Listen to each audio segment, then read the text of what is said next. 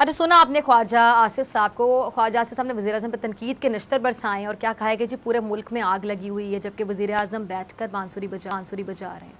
महंगाई इतनी कर दी गई है कि जो तनख्वाह है उसमें गुजर बसर नहीं हो रहा।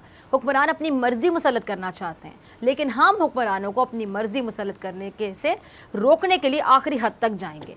अच्छा, ख्वाजा आसिफ मजीद ये कह रहे हैं कि जिस वक्त मुल्क को नेक हुक्मरानों की ज़रूरत है, और नेक हुक्मरान तभी इक़्तिदार में आ सकते हैं जब इंतखाबात शफाफ करवाए जाएंगे।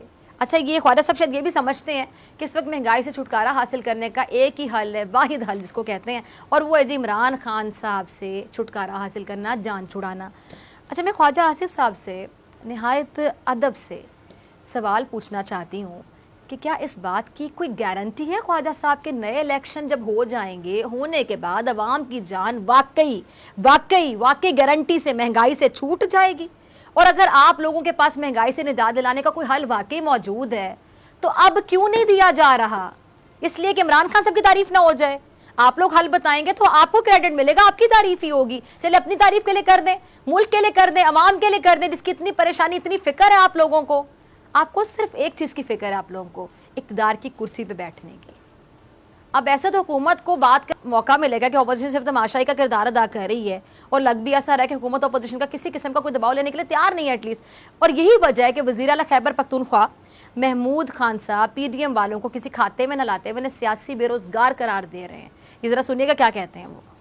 जी, सुना आपने महमूद खान साहब को, वो PDM को बाकायदा खरी सुना रहे हैं, क्योंकि PDM हुकूमत के खिलाफ अपने किसी एक मकसद में भी कामयाब नहीं हो सकी। अच्छा, फवाद चौधरी भी कुछ फरमा रहे हैं इलेक्शन के हवाले से, EVM मशीनों के हवाले से भी, ज़रा वो क्लिप भी चला दीजिए।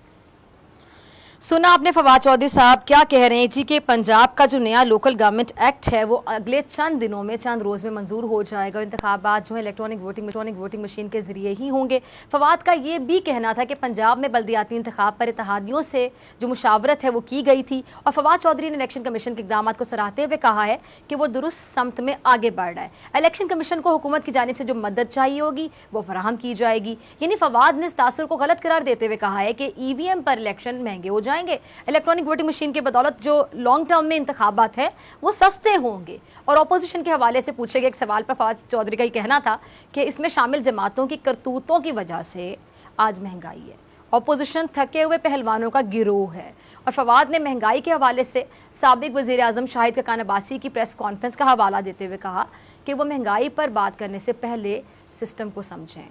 अच्छा, फवाद के बाद शिबली फराज हैं, वो भी EVM वाले से कुछ फरमा रहे हैं और कह रहे हैं कि जिस मामले पर इलेक्शन कमीशन को हर मुमकिन मदद भी फराहम की जाएगी। ज़रा क्लिप चलाइएगा उनका। अच्छा, अब खबरों के मुताबिक हुकूमत ने इलेक्ट्रॉनिक वोटिंग मशीन के लिए इलेक्शन कमीशन को फंड्स देने की तैयारी शुरू कर दी है, और रिपोर्ट्स के मुताबिक इलेक्शन कमीशन को इब्तदाई तौर पर EVM की खरीदारी और जो डाटा सेंटर उसके लिए 59 अरब रुपए 59 अरब रुपए दरकार हैं। शिबली फराज की सरबराही में इलेक्शन कमीशन के लिए जो हुकूमती राब्ता कमेटी है उसका नोटिफिकेशन भी जारी हो गया है, और जो वजारत पार्लिमानी अमूर है उसमें सेक्रेटरीट भी कायम कर दिया गया है। अब मेरी रहबरों से गुजारिश है कि वो आपस में बहस करें, एक दूसरे से करोड़ इख्तलाफात करें, लेकिन कोई ऐसा अमल ना करें जिससे दुश्मन को हमारी कोई वीकनेस या हमारी कमज़ोरी से फ़ायदा उठाने का मौका मिले। अगर ऐसा हुआ तो यकीन जानिए फिर अवाम ये कह देंगे कि बस अब ऐसे नहीं चलेगा। सब्सक्राइब करें और बेल दबाएं ताकि कोई खबर रह न जाए।